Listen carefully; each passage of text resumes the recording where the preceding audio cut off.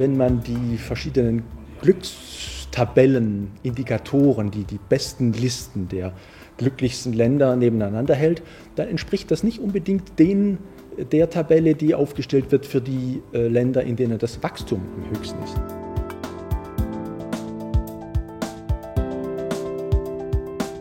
Der statistische Durchschnitt ist vielleicht der, dass man in Frankreich glücklicher ist als in Deutschland, und zwar deswegen, weil der Wert der Gleichheit, der Gerechtigkeit ganz entscheidend ist für das Glücksempfinden.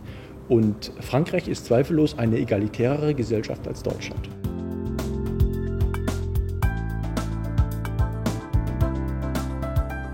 Le bonheur, c'est une qualité de présence et d'intensité à la vie. Et par conséquent, ça n'est pas un capital que l'on cherche à conquérir et que l'on a peur ensuite de perdre. Es gibt sicher viele verschiedene Formen des Glücks. Es gibt das Einzelglück, dass man etwas gewinnt, dass man Erfolg hat, dass man sich gut fühlt aufgrund von Hormonen oder chemisch induziert. Es gibt das Glück der Beziehung, es gibt ein größeres Glück, das Lebensglück, die Lebenszufriedenheit. La question du bonheur est une question qui est présente dans toute l'histoire des civilisations.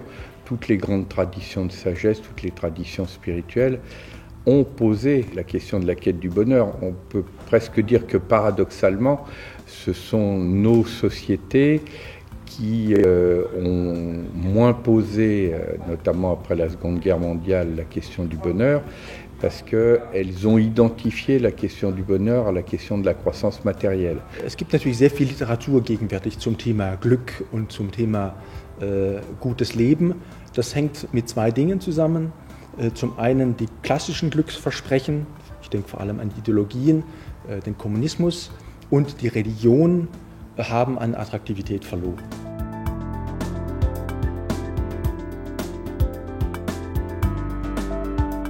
Quand on parle du mot mesure, on parle d'une quantification, alors que quand on parle du bonheur, on parle d'une qualité. Die Methoden, das Glück zu messen, sind sehr verschieden und auch widersprüchlich teilweise.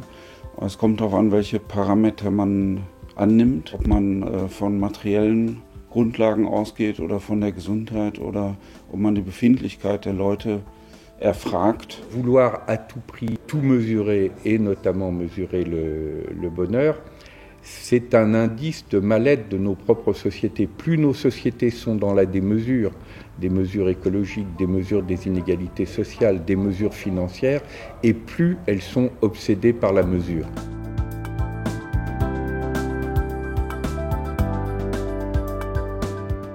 J'aime bien le proverbe qui dit l'argent ne fait pas le bonheur, virgule, seuls les riches le savent.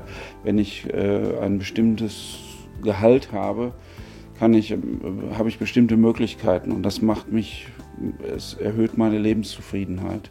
Wir wissen aber auch, dass es eine Grenze gibt. L'obsession de l'argent finit par détruire l'environnement écologique, parce que tout ce qui va être bon pour faire du profit, même si on doit détruire nos écosystèmes, va être utilisé, et va finir par être contradictoire aussi avec le vivre ensemble, parce qu'il va générer de telles inégalités sociales comme aujourd'hui, qu'à ce moment-là, c'est le vivre ensemble d'une société qui se trouve atteint.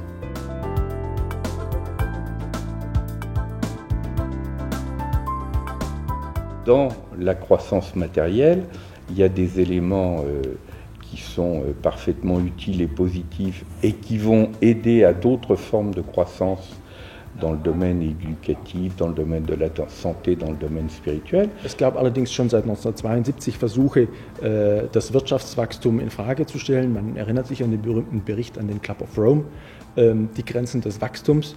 Die grundsätzliche Feststellung von damals gilt noch heute: In einer endlichen Welt kann es kein unendliches Wachstum geben. Vous pouvez avoir, au nom de la croissance matérielle, une quête éperdue de productivité, de croissance et de vitesse, qui se traduit par un stress et une souffrance au travail, tel que vous avez des personnes qui vont finir par se suicider sur leur lieu de travail. Ich denke, der Effekt in Deutschland, wahrscheinlich auch in Frankreich, ist zum Beispiel, dass viele Leute jetzt am sogenannten Burnout leiden. Und das hängt zusammen mit Beobachtungen auch von Soziologen, zum Beispiel Harald Welzer, der eben zeigt, wie wir alle auf Durchlauf gestellt sind. Das heißt, wir müssen immer wieder den nächsten besseren Zustand anstreben. Ce qu'on appelle croissance aujourd'hui en termes économiques, c'est une croissance très particulière qui est la croissance du produit intérieur brut. Dans le PIB, vous avez des choses très différentes qui sont mélangées parce que précisément, on ne s'intéresse qu'à des flux monétaires. Donc vous avez un certain nombre d'activités qui sont des activités dangereuses ou nuisibles, mais qui vont être comptées positivement dans le PIB. Un accident de la route, pour donner un exemple simple, la valeur ajoutée du garagiste, de la dépanneuse, du tôlier, du carrossier, tous ces éléments-là vont être cotés positivement dans le PIB. Das betrifft natürlich die ganze Glücksdiskussion, dass das Bruttosozialprodukt alleine nicht mehr ausreicht, um zu sagen, ob ein Volk, eine Gruppe oder Menschen glücklich sind, sondern es kommen andere Faktoren hinzu und da gehören menschliche Beziehungen dazu, eine funktionierende Gemeinschaft, eine geringe Kriminalität und so weiter und so weiter und die kann man einfach nicht mehr durch das BIP erklären.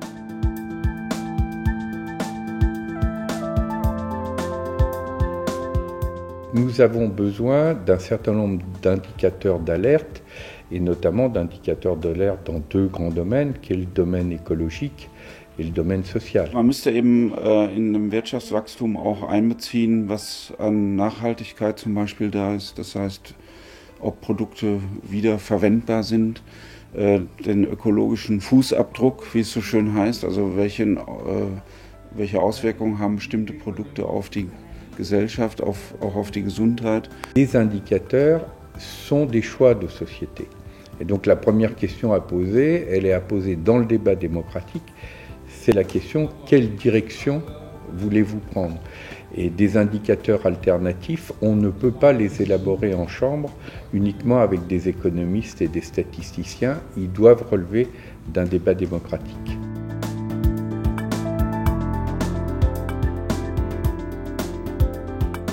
Ich vermisse in der Politik eine Diskussion über Wachstum und über diesen Fetischwachstum. Das finde ich ist das Entscheidende. Solange diese Diskussion nicht anfängt, können wir gar nicht weiterreden. Natürlich hatte auch die Bundesregierung eine Kommission wie die britische Regierung, die sich mit Befindlichkeit und Glücksfragen beschäftigen, aber die müssen viel stärker gehört werden. La première responsabilité du politique et du politique démocratique, c'est justement d'organiser la délibération sur des choix de société, donc le lien entre les orientations écologiques, les orientations sociales et le fait que les orientations économiques et monétaires n'ont de sens que s'ils ne sont pas contradictoires avec la soutenabilité écologique et la justice sociale, voilà le politique démocratique dont nous avons besoin. Ich denke aber, dass Politik am Ende nur einen Rahmen geben kann und nicht irgendwie eine glückliche Welt vorschlagen kann, denn das führt dann in